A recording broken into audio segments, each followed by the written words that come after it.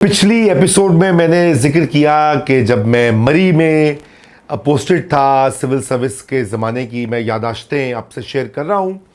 तो अभी मैं वही जारी रखूँगा, कुछ और पहलू उस वक्त के। और मैं सबसे पहले तो ये बात करना चाहता हूँ कि मरी के लोग, पहाड़ी लोग हैं, वो बिल्कुल मुख्तलिफ हैं बाकी पंजाब के लोगों से। इसलिए वो पंजाब और थोड़ी सी डिस है, तो वो खित्ता और सूबा तो एक ही है, लेकिन यहाँ पे लोगों का टेम्परामेंट वो मैंने देखा कि बिल्कुल फ़र्क था। जैसे कि मैंने बताया कि लोग बड़े अपने हुकूक के बारे में खूब ठीक ठाक शऊर रखते हैं, काफ़ी लड़ाई झगड़ा भी कर लेते हैं जब ज़रूरत पड़ती है, लिटिगेशन के भी माहिर होते हैं। मैंने पहले भी आपको बताया था कि वहाँ कचहरी में खूब भीड़ लगी रहती थी, सारा वक्त लोग दरखास्तें लिखते थे एक दूसरे के खिलाफ, और वो इसने इसके खिलाफ कर दिया। मैंने एक बार बताया था कि शेर के खिलाफ भी दरखास्त आ गई थी कि शेर में मेरी बकरी को पता नहीं उसने खा गया है या मेरी बाड़ तोड़ दी है, शेर के खिलाफ कार्रवाई की जाए। वो स्नो लेपर्ड या जो भी वहाँ पे स्पीशीज़ होती है, लेपर्ड होता है, स्नो लेपर्ड तो नहीं होता, लेपर्ड होता है वो नॉर्मल। ये बात बहुत मुझे दिलचस्प लगी, चूँकि मैं सरगोदा, साहिवाल, वज़ीराबाद, गुजरात, गुजरावाला से गुजर कर यहाँ पे नॉर्थ में पहुँचा था, पंजाब के शुमाल में। तो यहाँ पे लोग बिल्कुल फ़र्क थे और उनका रवैया भी जो एडमिनिस्ट्रेशन की तरफ होता था वो बड़ा क्रिटिकल होता था। यानी कि एक अकाउंटेबिलिटी का एक कल्चर है मरी में मौजूद है। मैं वैसे वो बड़े अच्छे मेरे फ्रेंड्स अभी भी बहुत सारे राब्ते में रहे, लेकिन मैं हमेशा इस बात पे हैरान होता था, वो काफ़ी साल आगे थे, कम से कम 50 साल बाकी पंजाब के लोगों से। यहाँ जितना मेरा इंटरेक्शन था साउथ पंजाब में, तो सुना और भी लोग ज़रा रवायती तौर के ऊपर बहुत सबमिसिव जिसे कहा जाता है, यहाँ बहुत ही धीमे होते हैं। ये मरी के लोग बिल्कुल ऐसे नहीं थे। बल्कि वहाँ तो जोक्स, मुझे मरी वालों ने जोक सुनाया था कि शैतान वो पैदा हुआ कहूटा में, रहा सारी उम्र मरी में, और दफन है कोटलीस हतिया में।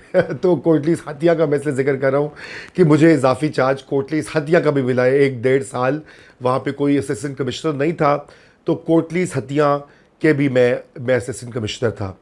अब मैं कोटलीस हतिया भी मुझे जाना पड़ता था, वो दूर था ज़रा, मतलब ट्रैवल टाइम होता था। बहुत खूबसूरत जगह है लेकिन बहुत अंडर डेवलप्ड। वही वाली बात है कि हमने तवज्जो नहीं दी। इतने खूबसूरत मकामात हैं कि हम कोई पैरेलल अल्टरनेटिव हिल स्टेशंस बनाए एक ही हिल स्टेशन के ऊपर, इसलिए इतना बोझ होता था कि वो क्रैक करने लगता था गर्मियों में और सर्दियों में। ये और बात थी। लेकिन कोटलीस हाथियाँ, वहाँ पर ज़्यादातर मैं जाता था। ओवरऑल तो बहुत पीसफुल जगह थी। इक्का दुक्का वहाँ पे मर्डर केसेस और ये वो तो खैर उस वक्त जुडिशरी हैंडल करती थी, लेकिन ये बात ज़रूर थी कि कोटलीस हतिया में डेवलपमेंट का काम के ऊपर लोगों की बहुत डिमांड थी। तो वो फिर मेरी यही ख्वाहिश होती थी और कोशिश होती थी वहाँ पे डेवलपमेंट की स्कीम्स हैं उसको तेज़ तर इम्प्लीमेंट करवाएं। 1-2 बार मैंने चीफ मिनिस्टर को भी बताया, मैंने अपने सुपीरियर्स को भी बताया कि किस तरह से वो मदद कर सकते हैं इसमें।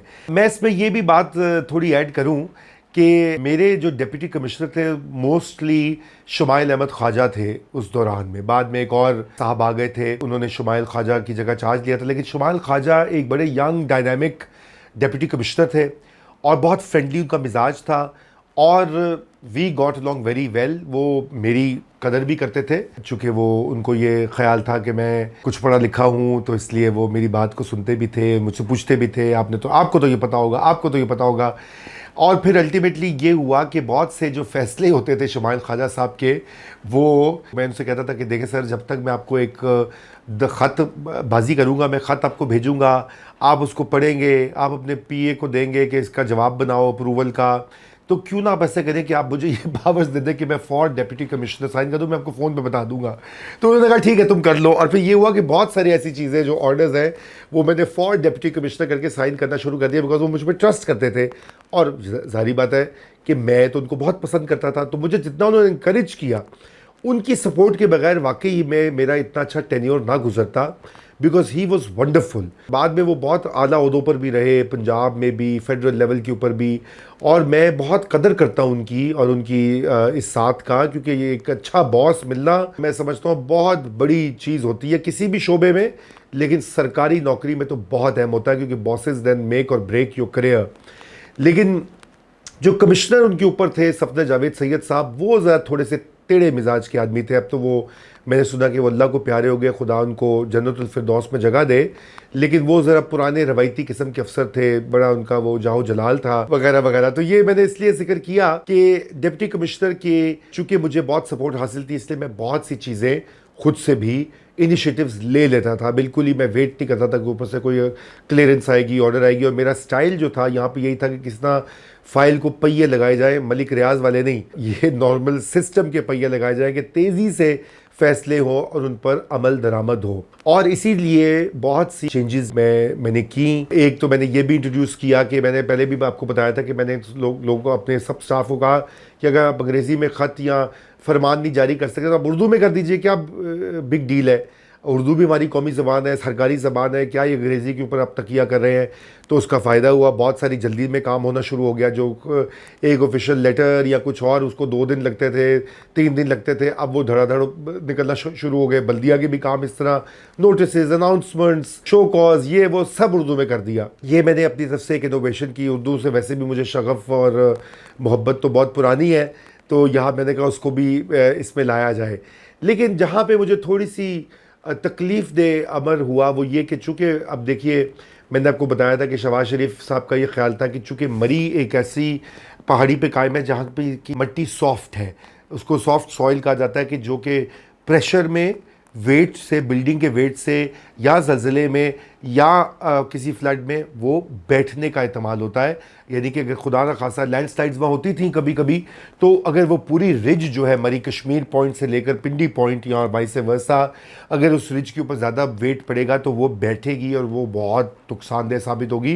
तो इसलिए हमने उसको कंट्रोल किया, बिल्डिंग के नए बाईलॉज बना दिए कि आप 2000 फीट से ज़्यादा कंस्ट्रक्शन नहीं करेंगे। तो एक बिल्डिंग इंस्पेक्टर साहब थे, वो फुल बिल्डिंग इंस्पेक्टर भी नहीं थे, गालिबन उनके पास एक्टिंग चार्ज था। उनके मैंने बहुत सारे केसेस, लोगों ने बहुत शिकायत मुझे लाकर दी।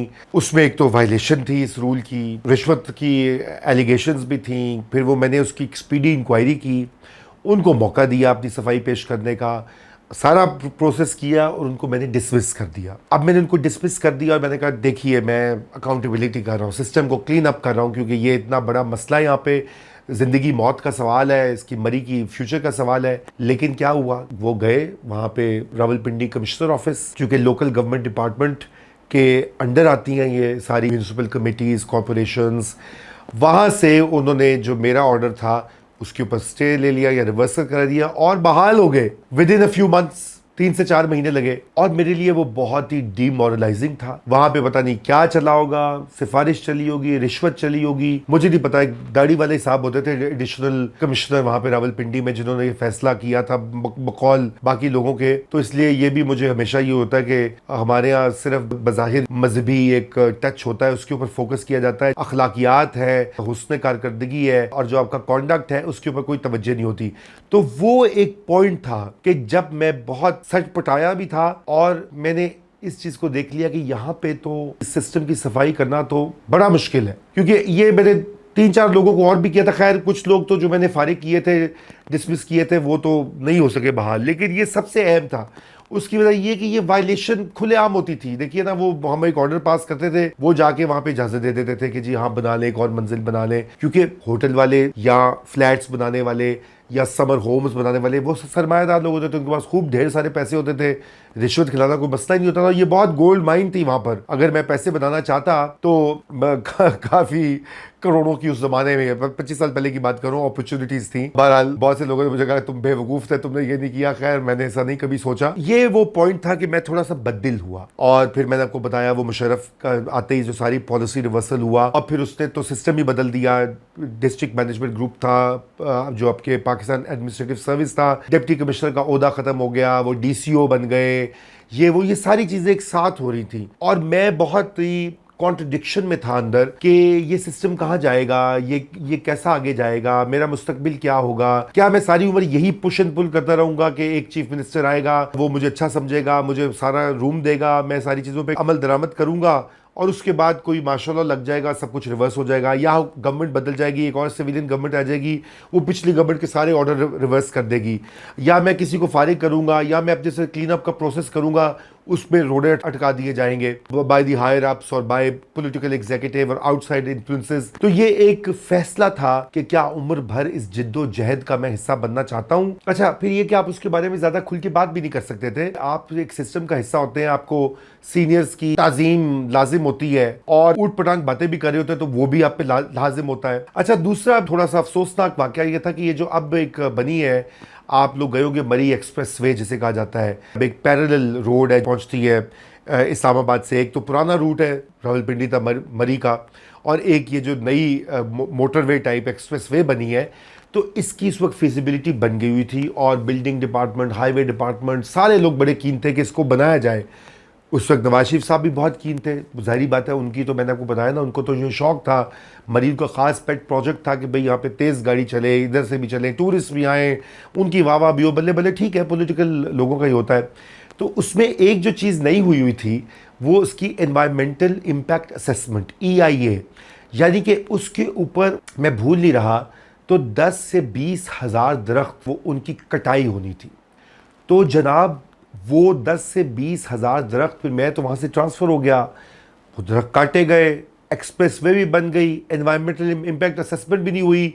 अब उसके इर्द गिर्द प्रॉपर्टी डेवलप हो गई, लोगों के फ़ायदे हो गए, ज़मीनें महंगी हो गई हैं। मैं रोज़ देखता हूँ वहाँ पे फ्लैट्स के इश्तिहार आ रहे होते हैं, भाई करोड़ों रुपए में फ्लैट लें, 50 लाख में 5 मरला लें, ये करें वो करें, ठीक है, दैट्स हाउ। लेकिन एनवायरनमेंट का क्या है? ये कितना, ऑलरेडी पाकिस्तान दुनिया में वो मुल्क है जहाँ पे फॉरेस्ट कवर सबसे कम है। पहले तो कोई 5% होता था, अब तो उससे भी कम होकर 3% शायद रह गया हुआ है, या अगर 5% भी तो बहुत कम है। ये तो कहीं 20-30% होना चाहिए, क्योंकि जिस तरह से हमारे यहाँ क्लाइमेट चेंज हो रही है, पोल्यूशन हो रही है, हमारी मुस्तकबिल का सवाल है पाकिस्तानियों के। तो इस तरह के बेरहमाना फैसले जो किए जाते हैं और उसमें ड्यू प्रोसेस है, तो मैंने वहाँ पे बहुत स्टैंड लिया था, बार बार इस एक्सप्रेस वे के खिलाफ मीटिंग्स में भी बोला, लिख कर भी लंबी चौड़ी थीसिस लिख के भेजा कि जी एनवायरमेंटल लोगों की राय ली, खुद रिसर्च की, और बार बार प्रोविंशियल गवर्नमेंट को, हाईवेज डिपार्टमेंट को, कमिश्नर ऑफिस को, डेप्यूटी कमिश्नर को बार बार कहा कि इसकी एनवायरमेंटल इसका रूट बदलें, यहाँ पे दरख्त नहीं कटने चाहिए, क्योंकि दरख्त कटेंगे तो ये लॉन्ग टर्म में बर्बादी है, और वो बर्बादी हो चुकी है। उसका आगाज़ आप देख रहे हैं, जो ये बारिशें होती हैं, सैलाबी कैफियत जिस तरह आ रही हैं, लाहौर की स्मॉग है जिस तरह के, मुल्तान, अब तो स्मॉग पूरे मुल्क में फैलती है, सिर्फ लाहौर तक बाकी नहीं रहती, ये सब इंटरकनेक्टेड है। तीसरा एक आपको बहुत दिलचस्प वाकया शेयर करता हूँ, और वो था ये शरीयत कोर्ट हाउसिंग, उनकी भी हर महकमे की हाउसिंग सोसाइटी आपको पता ही है। तो शरीयत कोर्ट उन्होंने भी एक हाउसिंग सोसाइटी बनाई, जिसमें कि कुछ हिस्सा बिल्कुल ही इस्लामाबाद से निकलते ही मरी की हदूद में जंगलात की जो ज़मीन थी, वो जो जंगलात की ज़मीन होती है वो शेयर्ड होती है, वो एक कॉमन प्रॉपर्टी होती है, नेचुरल रिसोर्स शेयर्ड होता है। तो उन्होंने वहाँ पे उस रकबे को भी उस सोसाइटी में शामिल कर लिया, और वहाँ पर उन्होंने वो सोसाइटी को एक्सपैंड करने का पूरा मंसूबे पे शुरू कर दिया।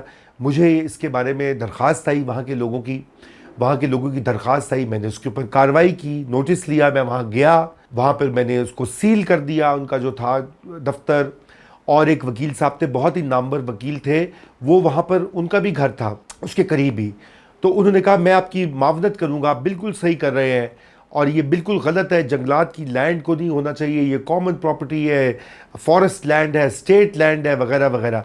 अब देखें ना, अगर आपने शरीयत कोर्ट की सोसाइटी बनाई है तो कहीं जाके प्लेन्स में बना लेना भाई, आपने क्यों जंगलात को तबाह करना है, बर्बाद करना है। वो वकील साहब ने मेरा बड़ा साथ दिया, फिर वही नामवर वकील वो शरीयत कोर्ट की हाउसिंग सोसाइटी के वकील बन गए, और मेरे ऑर्डर्स को लेकर ऊपर चले गए हाई कोर्ट में, वहाँ से उसको रिवर्स करवा दिया। तो जो मैंने जंगलात बचाने की कोशिश की वो भी उल्टी पड़ गई, यानी कि नहीं बची वो ज़मीन। और अब वो आई एम श्योर, मैंने सोचा था इस बार मैं जाऊंगा और जाके वहाँ पे देखूंगा क्या बना। आई एम श्योर वहाँ पे दरख्त कट गए होंगे और प्लॉट पे प्लॉट बन के घर पे घर बने होंगे। एक तो खुदा जाने हर एक को कोठी का क्या शौक़ है, दुनिया भर में अपार्टमेंट ब्लॉक्स बनते हैं 20-20, 30-30 मंजिला। आप वो बनाएं, इस्लामाबाद में बनाएं, पिंडी में बनाएं, फैज़ाबाद में बनाएं, और वहाँ पे आप अपनी सोसाइटीज़ बना लें, अपार्टमेंट ब्लॉक्स बना लें। क्या ज़रूरत है कि आप जंगलों को काट के आप एक नेचुरल हैबिटेट को तबाह करके ये काम कर रहे हैं। फिर वहाँ पे जंगलात के भी बहुत मसाइल होते थे, उनमें भी बहुत इन्वॉल्व होता था। मेरे वहाँ पे मेरे एक 2-3 जंगलात के जो अफसरान थे वो मेरे बड़े अच्छे दोस्त बन गए उम्र भर के लिए। एक तो उनको छोड़ के मेरी तरह सर्विस वो स्कॉटलैंड चले गए हुए हैं। स्कॉटलैंड में उन्होंने पढ़ाई की, पीएचडी भी की। और आई एम ग्लैड, मैं उसको हमेशा यही कहता था कि तुम, वो आता था वो कहता था जी मेरी बॉस मेरा ये कह रहा है, मेरा अफसर मुझे कह रहा है कि जी वो आपको पता है वहाँ भी 2 नंबर काम बहुत होता है महकमा जंगलात में। तो वो हर वक्त आके शिकायत करता था, वो कहता था मेरे बिहाफ पे इंटरवीन करो। तो अब मैं उससे कहता हूँ अच्छा नहीं हुआ कि तुम निकल गए उस मुसीबत से, लेकिन दिल में ये कलक और अफसोस ज़रूर होता है कि उस जैसे लोगों को होना चाहिए था ताकि जो हमारी बच्चे कुछ जंगलात हैं वो बच जाए। तो ये वाइल्ड लाइफ का वहाँ पे बहुत एक्टिव था, क्योंकि वहाँ पे मरी में बड़ी ज़बरदस्त किस्म की एक वाइल्ड लाइफ की एक रेंज है, बायोडाइवर्सिटी उस एरिया की पूरी गलियात तक जो आगे जाती है, वहाँ भी एक हमारा बड़ा डायरेक्ट रोल था। मगर ये मैंने आपको 3 वाक़यात बताए हैं, ये माहौलियात, जंगलात और बिल्डिंग कंट्रोल के हवाले से।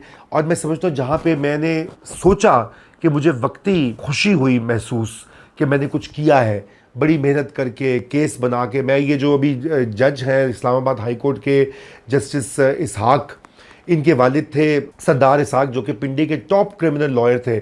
मैं वाकफियत निकाल के उनके पास गया, मैंने कहा जी ये शरीयत कोर्ट वाले ये कर रहे हैं। उन्होंने हामी भरी कि वो उस केस को में सपोर्ट करेंगे हाई कोर्ट में मेरा, जहाँ तक मैंने किया। लेकिन मुझे उन वकील साहब पे बहुत अफसोस है जिन्होंने पहले अपना ऐसा रंग बदला फीसों के, या जो भी कोई रीज़न होगा, मे बी उनको प्लॉट दे दिया गया होगा या जो भी होगा। I am very upset about that. लेकिन क्या करेंगे, वो अकेले नहीं है, मैं उनको सिर्फ सिंगल आउट नहीं कर सकता। ये पूरे का पूरा निज़ाम ही अनफॉर्चुनेटली ऐसा है, और ये एक डायलेमा है, एक क्वागमायर है कि इसको कैसे बदलना है और कैसे ठीक करना है। तो ये वो मकाम आ रहा था कि अब मुझे मेरे 6-7 साल पूरे हो गए थे सफ़र में, और मुझे बहुत सारी चीज़ों की बेहतर अंडरस्टैंडिंग भी हो गई थी इस सिस्टम के बारे में। मैंने बहुत कुछ सीख भी लिया था। मैं बहुत ममनून हूँ उसके लिए, खुदा का, हुकूमत पाकिस्तान का, पाकिस्तानी स्टेट का, कि मुझे वो सब कुछ सीखने का मौका मिला। लेकिन मैं बहुत अनईज़ी था। अब इसको मैं क्या कहूँ कि बेचैन रूह कह लीजिए, या कहीं ना कहीं अंदर एक सवाल उठता रहता था कि क्या मैं उम्र भर यही करता रहूँगा, उम्र भर समझौते की चादर को ओढ़कर तरक्की का जीना तो तय करता रहूँगा, या मुझे तहरीर की और तकरीर की आज़ादी होगी कि मैं इस तरह से बात कर सकूँगा बाहर रहकर। और कोशिश तो अपने तय की, वो कहानी भी कभी आपको सुनाऊंगा कि आगे मेरा कैसे सफ़र गया। लेकिन ये कुछ चंद एक वाक़यात मेरे जहन में इस वक्त आ रहे हैं, तो मैंने कहा ये भी आपसे शेयर करूं।